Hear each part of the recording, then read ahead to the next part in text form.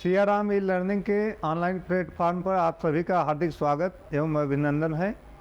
दिल्ली सल्तनत के श्रृंखला के इस क्रम में आगे हमने कुतुबुद्दीन ऐबक इल्तुतमिश की चर्चा कर लिया है। अब उस श्रृंखला के अगले क्रम के शासकों में रजिया सुल्तान की चर्चा करते हैं।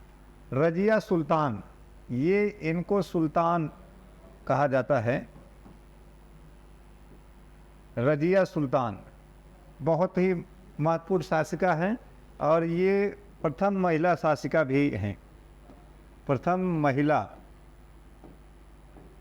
शासिका।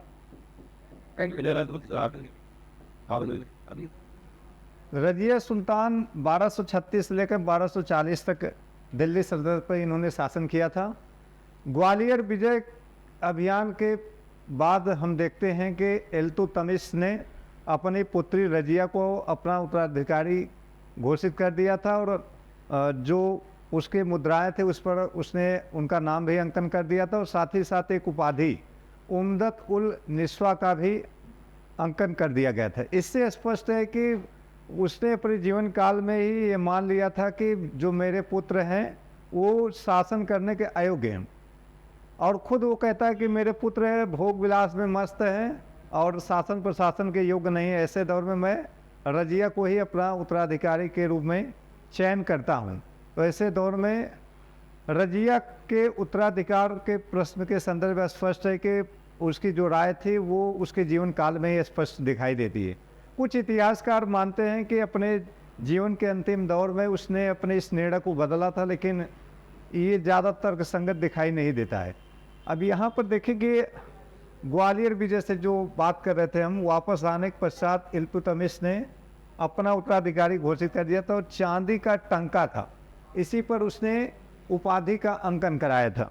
ठीक, और ये उपाधि थी उम्दत उल निस्वा की उपाधि थी।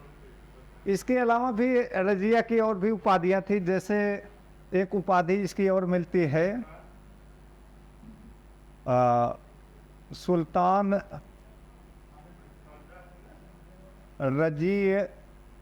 रजियतुन बिन, ये मिलता है। तो ऐसे उपाधियां इसके दौर में थी।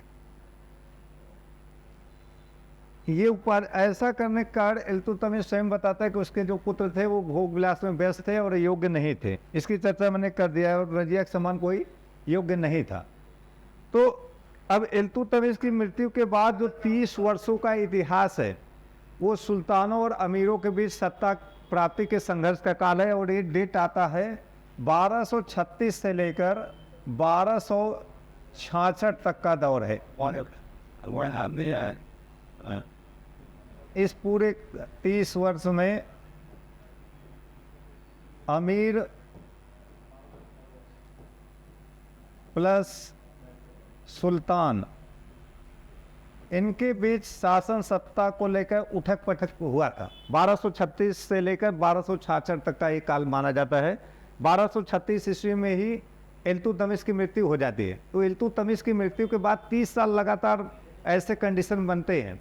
तो पहले रुकनुद्दीन फिरोज गद्दी पर बैठता है, फिर उसके बाद उसका तख्ता पलट करके रजिया गद्दी पर बैठती है। रजिया के बाद हम देखते हैं कि बहराम शाह गद्दी पर बैठता है। बहराम शाह के बाद मसूद शाह गद्दी पर बैठता है।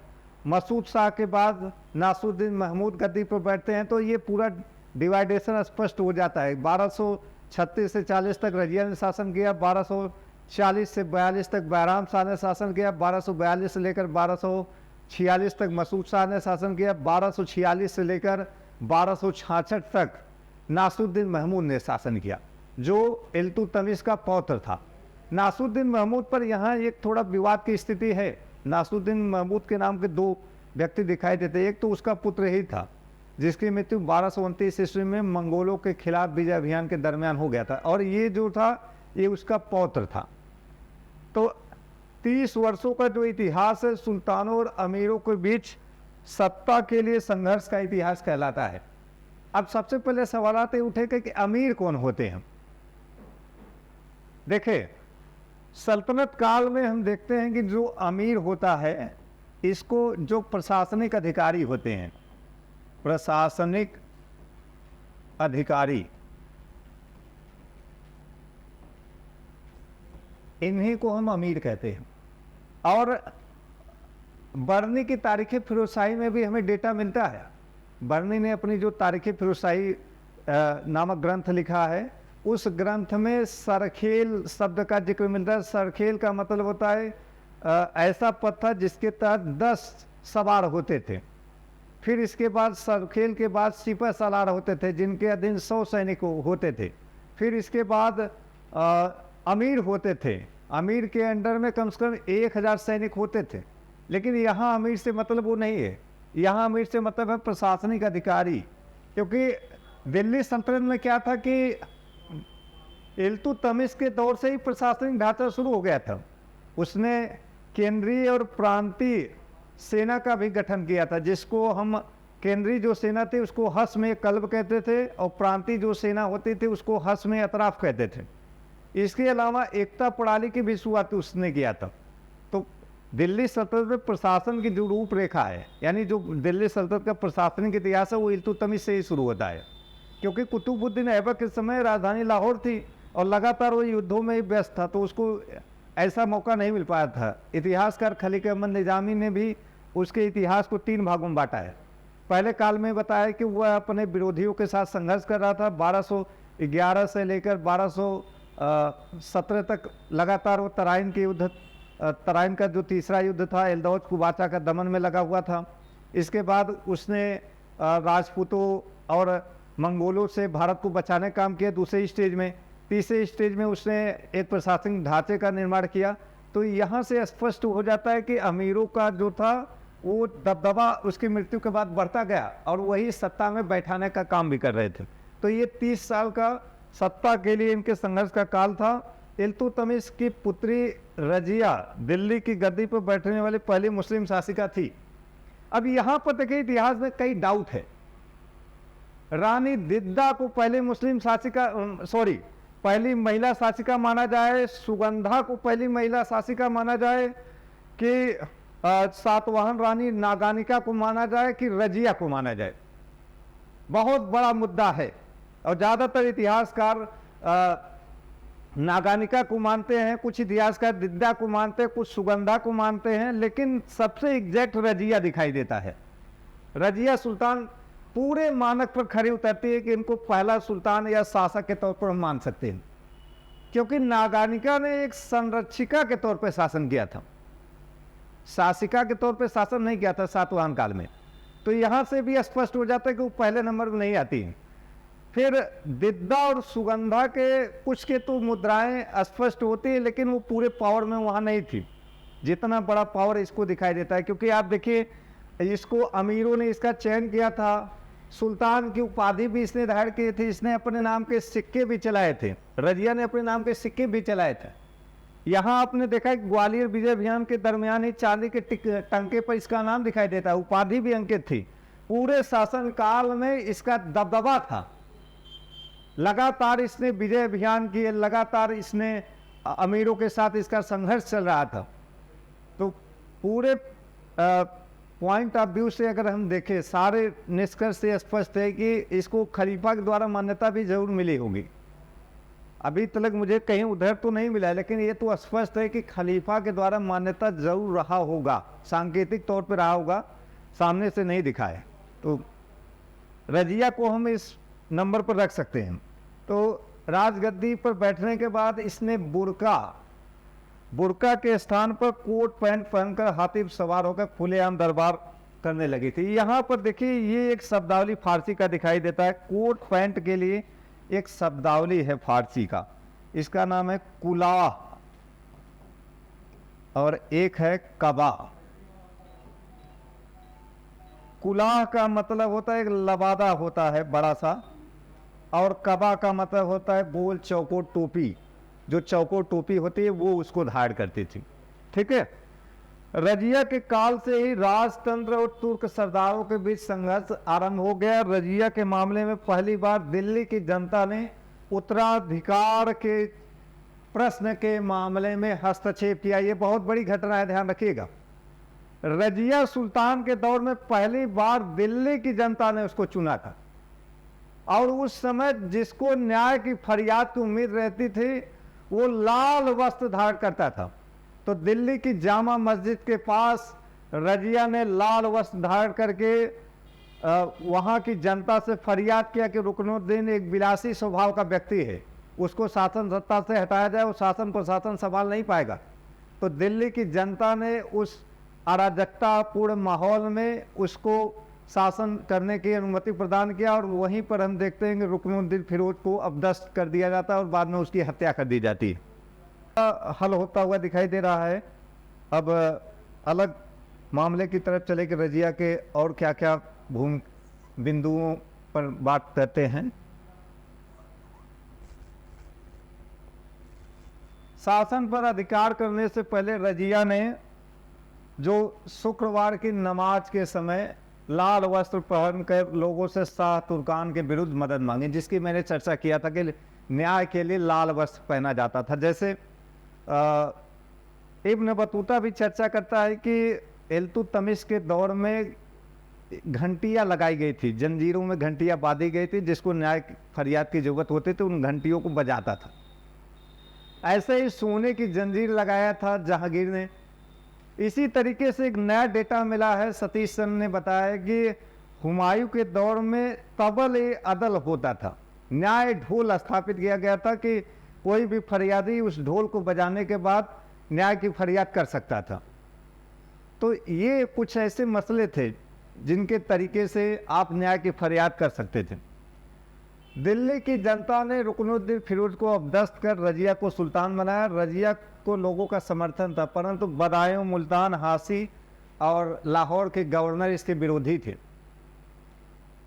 इल्तुतमिश के समय वजीर निजाम उल मुल्क जुनैदी, अलाउद्दीन जानी, सैफुद्दीन कूची, कबीर खान अयाज और इजुद्दीन सलारी, ये सलारी है, ये रजिया के विरोधी थे। यहाँ ये वजीर की बात थोड़ा सा कर ले हम। इसकी एक पुस्तक है सियासतनामा, कई बार यूजीसी नेट में पूछा है, सियासतनामा ये पुस्तक है, सियासतनामा नाम है पुस्तक का, सियासतनामा। हिंदी में इसका अर्थ होता है शहजादों का दर्पण। ये इस्लामिक राज व्यवस्था पर लिखी गई कमाल की पुस्तक मानी जाती है, और इसमें एकता पड़ाली का भी उल्लेख मिलता है। एकता पड़ाली, जिसकी शुरुआत सर्वप्रथम किया था मोहम्मद गोरी ने, लेकिन दिल्ली सल्तनत में इसकी शुरुआत किया था इल्तुतमिश ने। तो ये लोग इसके विरोधी थे। इल्तुतमिश की मृत्यु के बाद 30 वर्षों का जो इतिहास है वो सुल्तान और अमीरों के बीच सत्ता के लिए संघर्ष का इतिहास था। इस काल में राजतंत्र और तुर्क सरदारों के बीच ये संघर्ष आरंभ हुआ था। यहाँ पर एक चीज़ थोड़ा सा और नोट करने वाली बात है, निजामुल मुल्क जुनैदी से ही देखिए, रजिया के दौर में अमीर वर्ग दो प्रकार के दिखाई देते हैं। इल्तुतमिश के दौर में दो प्रकार के अमीर वर्ग दिखाई दिए थे, उसकी थोड़ी चर्चा कर ले। एक तो हो जाते हैं यहाँ पर तुर्क थे, और एक थे ताजिक थे, मतलब जो तुर्किस्तान से आए थे एक वो थे, और एक थे तजाकिस्तान से जो आए थे। तो निजाम उल्क जुनैदी इसी ताजिक वर्ग से आता था, जो इसका वजीर था, और शासन सत्ता पर इसका एक अधिकार था। इसके बारे में इतिहासकार ये वही बताता है पढ़ने की, पहले वो जुलाहा था, बाद में उसने मतलब कि जुलाहा के तौर पर था, और बाद में शासन सत्ता पर आ गया था, और जिसके संदर्भ में बताता है कि रक्त की शुद्धता की जो भावना थी वो इल्तुतमिश के दौर में भी दिखाई देता है। तो वो भी उससे घृणा करता था, लेकिन उसकी योग्यता के नाते उसको प्रशासन में रखा था। इस तरीके की भी सूचनाएं मिलती हैं। तो यहाँ पर रजिया ने पर्दा प्रथा का त्याग कर दिया था और कुला कबा का इस्तेमाल कर रही थी, और दरबार में खुलेआम बैठ रही थी और स्वयं निर्णय लेती थी। अभी यहाँ पर एतगीन एक व्यक्ति देखता है, इसको रजिया ने बदायूं का गवर्नर नियुक्त किया, फिर इसको अमीर हाजिब का पद दिया। अब यहाँ पर देखें, अमीर हाजिब की बात कर ले। अमीर हाजिब एक शब्द दिखाई दे, इसका अर्थ होता है शिष्टाचार का प्रधान।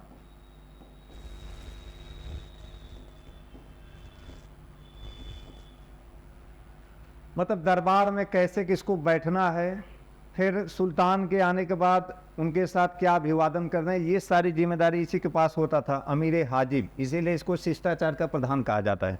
ये बहुत महत्वपूर्ण पद होता था। इसके अलावा मुहतसिब का पद भी बहुत महत्वपूर्ण था दिल्ली सल्तनत काल में। मतलब साम्राज्य में लोग रोज़ा रख रहे हैं कि नहीं रख रहे हैं, रमज़ान के महीने में हज वगैरह के लिए व्यवस्थाएं हो रही कि नहीं हो रही है, जुआ, शराब, वेश्यावृत्ति पर भी नियंत्रण करने का काम ये मुहतसिब करते थे। अल्तुनिया को तपरहिंदा भटिंडा का गवर्नर नियुक्त किया गया था। रजिया ने गैर तुर्की लोगों को अनेक महत्वपूर्ण पद दिए। ये बहुत महत्वपूर्ण पॉइंट यहां दिख रहा है। ऐसा रजिया ने क्यों किया, एक बड़ा सवाल है। सवाल इसलिए है कि इल्तुतमिश ने 40 गुलाम सरदारों का एक दल बनाया था जिसको हम तुर्कान चिहलगानी के नाम से जानते हैं, और शासन सत्ता पर इनका प्रभुत्व बहुत तेजी से बढ़ता जा रहा था। इस प्रभुत्व को खत्म करने के लिए रजिया ने तुर्कों की जगह ताजिक और हफ्सी लोगों को प्रशासन में महत्व देने काम किया था, जिसमें एक अबिसिनियाई हफ्सी जलालुद्दीन याकूत को अमीर याकूर का पद दिया, और इसके बाद वह इस पर विशेष अनुराग रखता था और तुर्की लोग इसीलिए इसके विरोधी भी दिखाई देते। ये एक मानसिकता यहाँ पर इतिहास में भी सड़ी गली दिखाई दे रही है कि मिनहाज उस सिराज एक इतिहासकार है जिन्होंने एक पुस्तक लिखा है तबकात नासरी। बाबा आदम से लेकर नासरुद्दीन महमूद के शासनकाल के 14 वर्षों तक का इतिहास उसमें मिलता है। तो मिनहाज उस सिराज एक बायस्ड इतिहासकार है। उन्होंने जो रजिया का मूल्यांकन किया, कहते हैं कि रजिया के अंदर सारे श्रेष्ठ गुण थे, लेकिन वो स्त्री होने के नाते फेल हो गई। तो यहाँ पर एक आरोप उसके ऊपर लगाया जाता है कि मलिक याकूत जो था वो अमीर याकूत के पद पर था, सुसाला का प्रधान नियुक्त किया गया था, शाही अस्तबल की सारी व्यवस्थाएं उसके हाथ में थी। तो रजिया को घोड़े को बैठाता था, जिसकी वजह से उसके ऊपर चारित्रिक कलंक लगाए गए थे, लेकिन ये निराधार स्पष्ट होता है। तो इस तरीके की भी आशंकाएं थी, और जो अमीर वर्ग थे वो उसके प्रति सशंकित रहते थे, तो विरोध में आ गए थे। अब यहाँ दूसरे मुद्दे की बात करें। यहाँ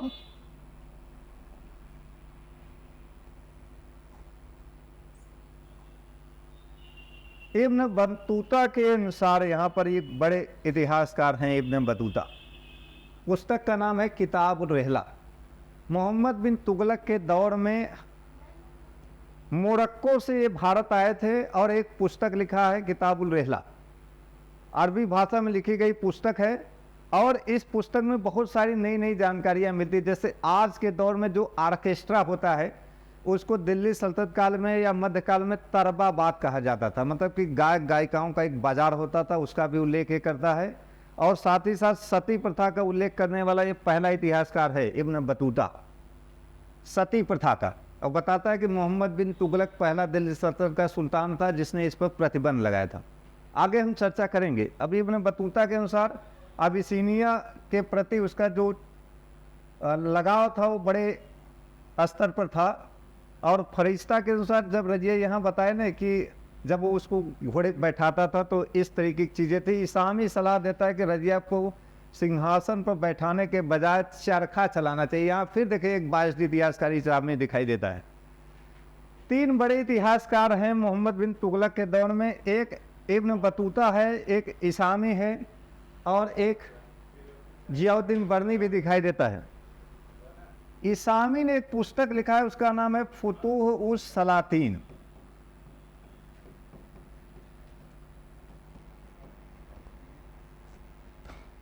फुतूह उस सलातीन लिखा है, और ये बहमनी राजवंश में बहमनी शासक के दरबार में लिखा था। बहमनी शासक था, इसका नाम है अलाउद्दीन हसन बहमन शाह।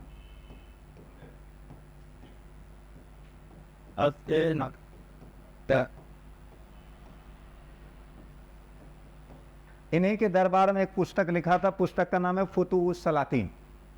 और इसामी जो था ना वो मोहम्मद बिन तुगलक के दरबार में एक प्रमुख प्रतिष्ठित इतिहासकार था, और इसके जो दादा थे, राजधानी परिवर्तन जब हो रहा था दिल्ली से दौलताबाद, तो उसी दरमियान उसकी मृत्यु हो जाती है। इसी खुन्नस में वो अलाउद्दीन हसन बहमद शाह के दरबार में चला गया था और एक महाकाव्य लिखता है जिसका नाम है फुतूह उस सलातीन।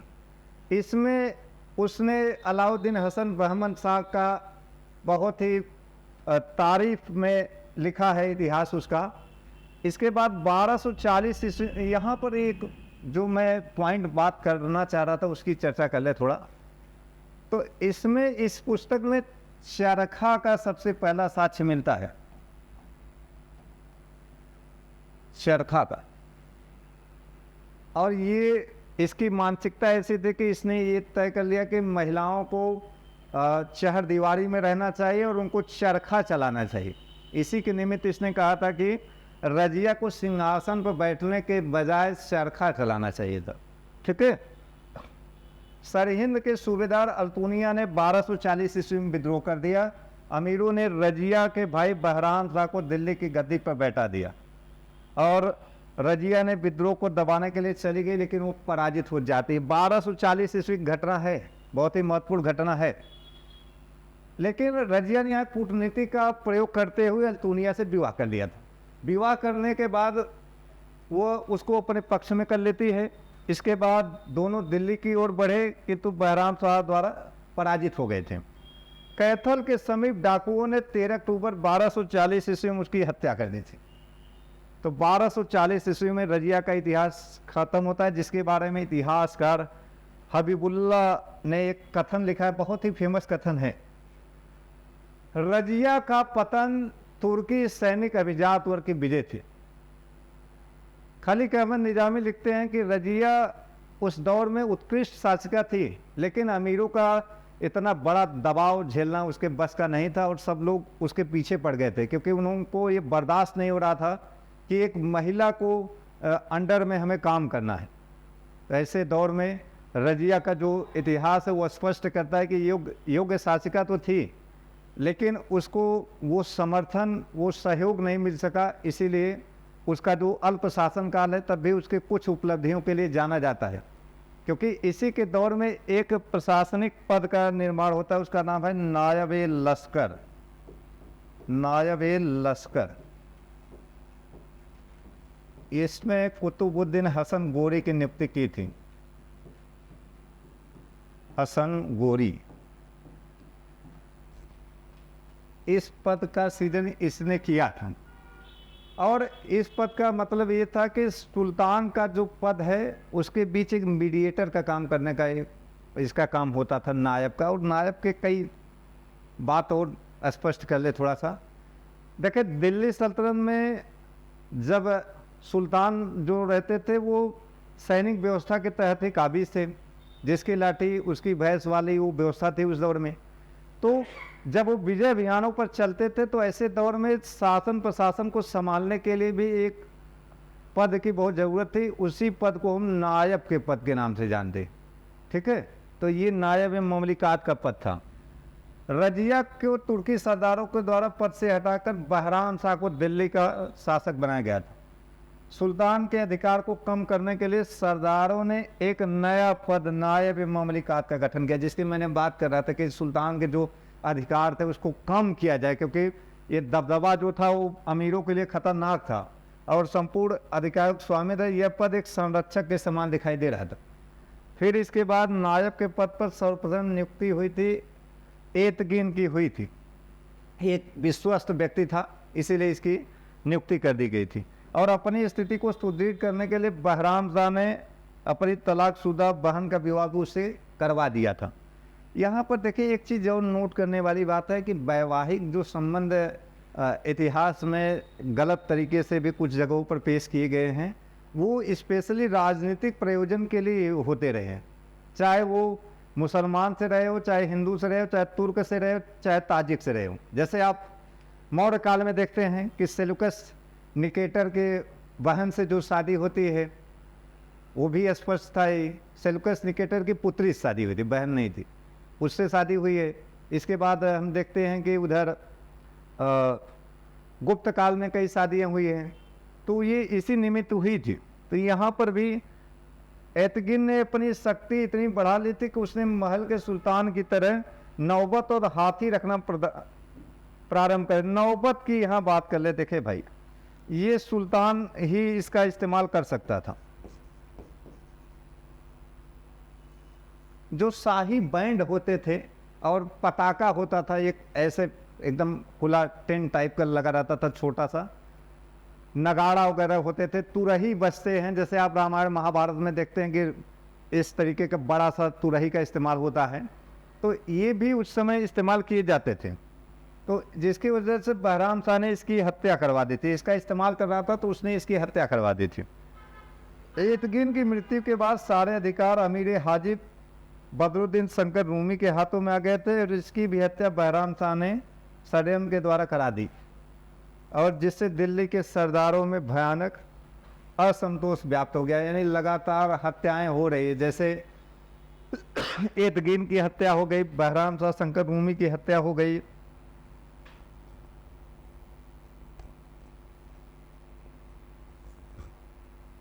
बारह सौ 41 ईस्वी में मंगोलों ने पंजाब पर आक्रमण किया और इसने अपनी सेना पंजाब भेजी थी। ये देखें, नोट करने वाला मसला है। दिल्ली सल्तनत में और पूरे भारत में मंगोलों का द्वारा आक्रमण, ये पहला आक्रमण है, पहला मंगोल आक्रमण है। मंगोल आक्रमण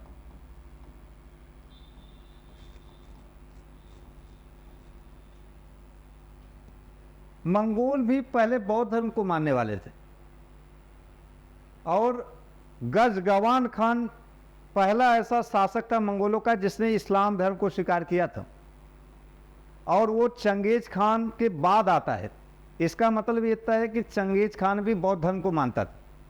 लेकिन यहाँ बौद्ध धर्म से मानने का मतलब ये भी नहीं है कि वो दयालु रहे होंगे, क्योंकि जितने विदेशी आक्रमणकारी भारत में आए थे सब बौद्ध धर्म को मानते थे। हिंद एवन हो, चाहे पुषाण हो, चाहे शक हो, हूण हो, सब बौद्ध धर्म को मानते थे। लेकिन यहाँ राजनीतिक प्रयोजन के लिए शस्त्र को तो आपको अपनाना ही होगा, नहीं तो आप कतई सफल नहीं हो सकते हैं। तो मंगोलों ने पंजाब पर आक्रमण किया था इस दौरान, जहाँ इसकी सेना ने बहराम शाह के विरुद्ध भड़काया गया था और सेना रास्ते से ही वापस दिल्ली आ गई थी। तुर्की सरदारों ने 13 मई 1242 से बहराम शाह की हत्या कर दी थी। इसके शासन में राज्य की वास्तविक शक्ति तुर्कान चिहलगानी के सरदारों के हाथों में हो गई थी।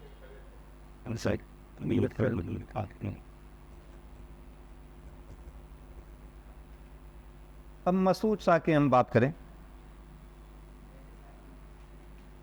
अलाउद्दीन मसूद शाह 1242 से लेकर 46 तक शासन करता है। यह रुकनुद्दीन फिरोज शाह का पुत्र और इल्तुतमिश का पौत्र था। दुर्बल एवं अयोग्य शासक था। इसके समय में जो नायब का पद था वो गैर तुर्की सरदारों के दल के नेता मलिक कुतुबुद्दीन हसन को दिया गया था। इसके समय शासन का वास्तविक अधिकार वजीर मुहाजिबुद्दीन के हाथों में चला गया, जो तजाकिस्तान का एक गैर तुर्क था। इसके बाद इसी के समय बलबन को हासी की अख्ता प्रदान की गई थी। यहाँ नोट करने वाली बात है, बलबन की बात करें, यहीं से इसका उत्कर्ष होता है और आगे चलकर ये सुल्तान के पद पर पहुंचता है। बलबन जो एक खुद गुलाम था, और वो किसका गुलाम था? इल्तुतमिश का गुलाम था, लेकिन अपनी योग्यता के बल पर वो सुल्तान के पदों पर पहुंचता है। अमीर हाजिब का पद इल्तुतमिश के 40 के सरदार बलबन को यहीं प्रदान किया गया था। बहुत ही महत्वपूर्ण पद है, बताया आपको ना कि ये शिष्टाचार का प्रधान होता था, हाजिब है। उसके समय मंगोलों ने पुनः फिर आक्रमण किया था और 1245 ईस्वी में उच्च पर अधिकार कर लिया, परंतु बलबन ने अपने सैनिक प्रतिभा के बल पर उच्च को पुनः जीत लिया था। ये बहुत बड़ी उपलब्धि है। यहीं से उसके सैनिक और राजनीतिक जीवन का उत्कर्ष हो रहा है। अमीर हाजिब के पद पर बलबन ने शासन का वास्तविक अधिकार अपने हाथों में ले लिया था, क्योंकि जो सुल्तान था वो कमज़ोर हो गया था। ऐसे दौर में शासन सत्ता उसने अपने हाथों में लिया। मैंने आपको अभी पिछले लेक्चर में बताया था कि 1236 से लेकर 1266 ये अमीरों और शासकों के बीच सत्ता के लिए संघर्ष का काल था। तो ऐसे दौर में कई बड़े दिग्गज सितारे दिखाई देते हैं, जैसे बलबन तो बाद में दिखाई देता है। उससे पहले आपने देखा कि वजीर मुहाजिबुद्दीन का कद बहुत बड़ा था। इसके अलावा कुतुबुद्दीन हसन गोरी का कद बड़ा था। निजामुल मुल्क जुनैदी का कद बड़ा था। तो ये शासन सत्ता में लोगों को बैठाने का काम करते थे। बलबन ने नासुद्दीन और उसकी मां से मिलकर मसूद शाह को पद से हटाने के लिए षड्यंत्र रचा। बलबन ने षड्यंत्र रचकर मसूद शाह को पद से हटाकर 10 जून 1246 ईस्वी में कैद खाने में डाल दिया और उसकी हत्या कर दी गई। तो मसूद शाह का भी ये जीवन समाप्त हो जाता है यहीं से। अब हम अगले शासक की बात करेंगे, नासुद्दीन महमूद। यही डाउट बहुत ज़्यादा रहा है लोगों को। यहाँ पर थोड़ा सा ये डेट थोड़ा सा गड़बड़ है, ये डेट गड़बड़ है।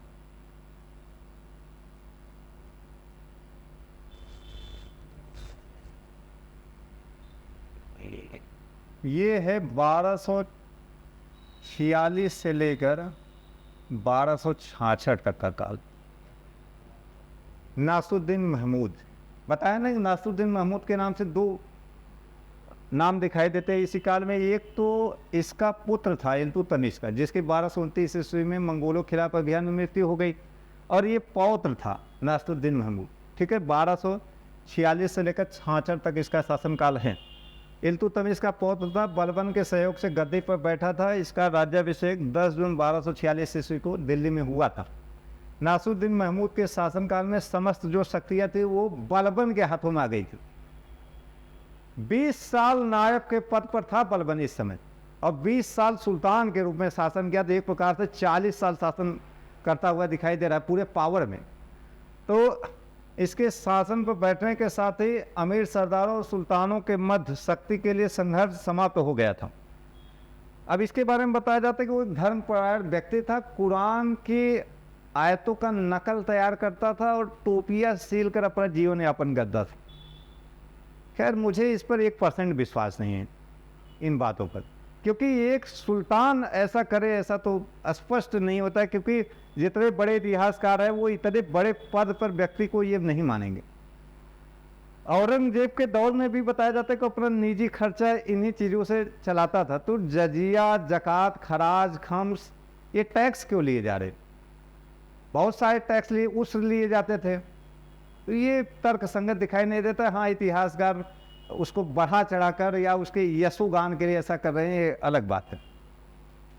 मिनहाज उस सिराज के अनुसार वो कुरान की प्रतिलिपियाँ लिखकर अपना और अपने परिवार का जीवन यापन करता था। इसी कारण मिनहाज उस सिराज ने उसे दिल्ली का आदर्श सुल्तान घोषित किया है। अब यहाँ पर 2 पॉइंट बहुत महत्वपूर्ण होता है। दिल्ली का आदर्श सुल्तान 2 इतिहासकारों ने घोषित किया। एक तो यहाँ मिनहाज हो गया। मिनहाज ने किसको स्वीकार किया है? नासुद्दीन महमूद को।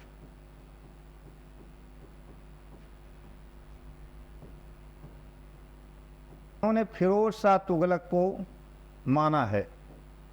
फिरोज शाह तुगलक को दिल्ली सल्तनत का आदर्श सुल्तान माना है। यहाँ से कुछ क्वेश्चन बन सकते हैं कि अगर दोनों का ऑप्शन देगा तो थोड़ा सा दिक्कत होगा, इसीलिए बेसिक कॉन्सेप्ट के लिए जानना जरूरी है कि इन दोनों को किस वजह से माना गया है। दरअसल मिनहाज उस सिराज एक धर्मपरायण इतिहासकार दिखाई दे रहे हैं। तो उनका जो आइडियोलॉजी थी वो यहाँ पर नासुद्दीन महमूद के साथ स्पष्ट दिखाई दे रहा है, इसलिए इसको मान लेते हैं।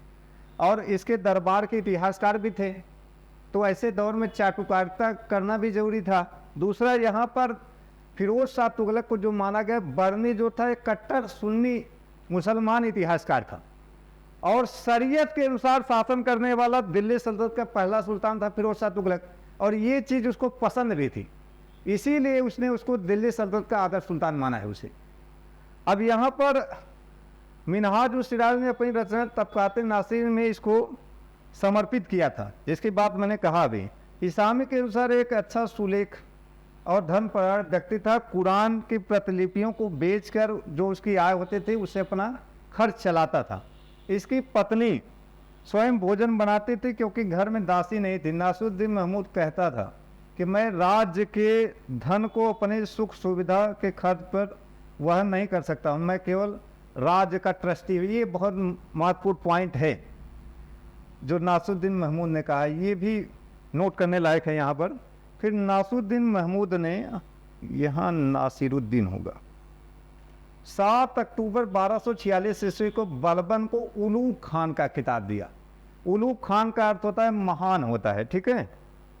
और अमीर हाजिब बनाया था, यानी शिष्टाचार का प्रधान भी बनाया था। 1249 ईस्वी में नासिरुद्दीन महमूद ने अपनी पुत्री का विवाह भी इससे करवा दिया था और नासिरुद्दीन महमूद बलबन का दामाद हो गया, ठीक है। अब इसके बाद क्या होता है कि उसकी शक्तियाँ और बढ़ जाती है इसी दौर में, क्योंकि यहीं से उसके नायब का पद भी मिल जाता है, जिसके तौर पर वो 20 साल शासन करता है। बीच में एक और सितारे का यहाँ पदार्पण होता है, उनको हम इमामुद्दीन रेहान के नाम से जानते हैं, जो भारतीय मुसलमान था।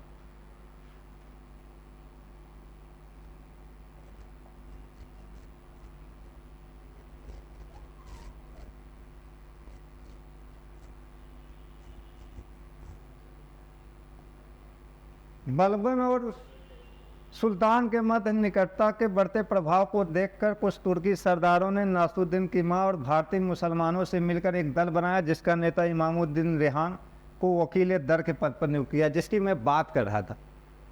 वकील का पद बहुत महत्वपूर्ण पद यहाँ दिखाई देता है। इस पद का सृजन सबसे पहले नासिरुद्दीन महमूद ने किया था। नासिरुद्दीन महमूद, और पहली नियुक्ति हुई थी रेहान ही, इमामुद्दीन रेहान, ठीक है। और अंतिम बार ये पद दिखाई देता है मराठों के दौर में। महादजी सिंधिया अंतिम वकील माने जाते हैं, और उससे पहले हम देखते हैं कि अकबर ने भी बैरम खान को अपना वकील बनाया था। तो ये पद सुल्तान के बाद बहुत महत्वपूर्ण पद था। बाद में बादशाहों ने भी इस पद को बनाए रखा था।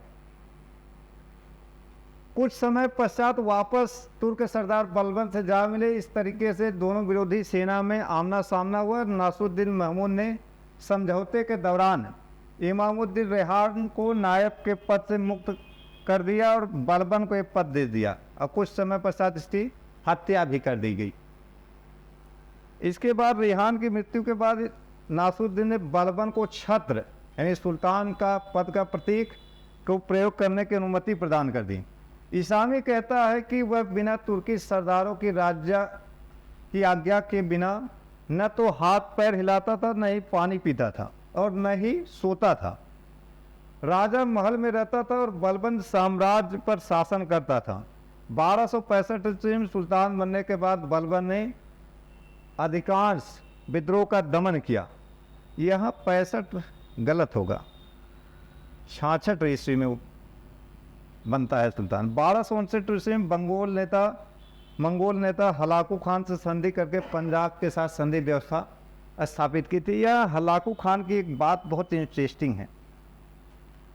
हलाकू खान ने खिलाफत का अंत कर दिया था, ध्यान रखिएगा, खिलाफत का अंत किए थे। जो खलीफा था इसको पिंजड़े में बंद करके लेकर चले गए मिस्र, और यहीं से खिलाफत का अंत हो जाता है। लेकिन सांकेतिक तौर पर या सिद्धांत के तौर पर वो चल रहा था, व्यवहार के तौर पर इसने खलीफा का अंत किया था यहाँ पर। बाद में खलीफा के वर्चस्व को स्थापित करने के लिए हम देखते हैं कि गांधी जी ने खिलाफत आंदोलन भी चलाया था, क्योंकि खलीफा जो होता है वो इस्लामिक जगत में उनका आध्यात्मिक प्रमुख माना जाता है। अध्यात्म जिस तरीके से यूरोपीय जगत में पोप सर्वे सर्वा होता है अध्यात्म की दुनिया में, इसी तरीके से मुस्लिम जगत में खलीफा होता है। तो खलीफा के प्रभुत्व को फिर से स्थापित करने के लिए खिलाफत आंदोलन हुआ था, जिसमें गांधी जी का बड़ा सहयोग रहा था।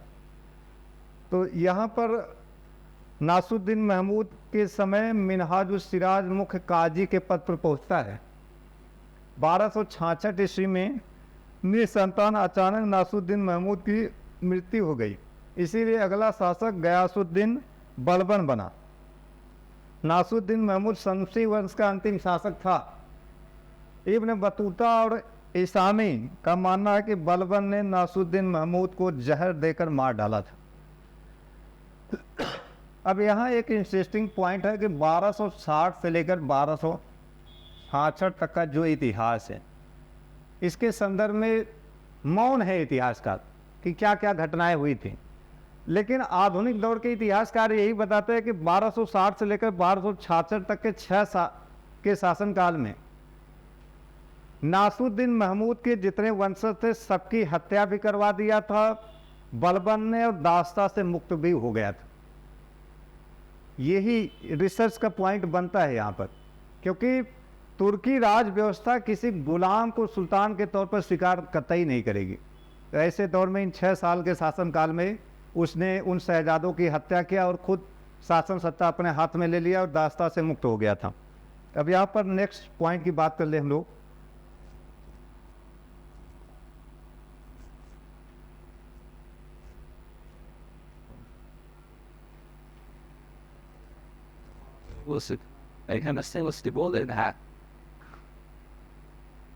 अभी आगे भी है ना यार। हाय डेटा कुछ है? हाँ? अच्छा, हाँ बलबन का नया शुरू होगा। चले तब ठीक है, कल के लिए बलबन हो जाएगा। चल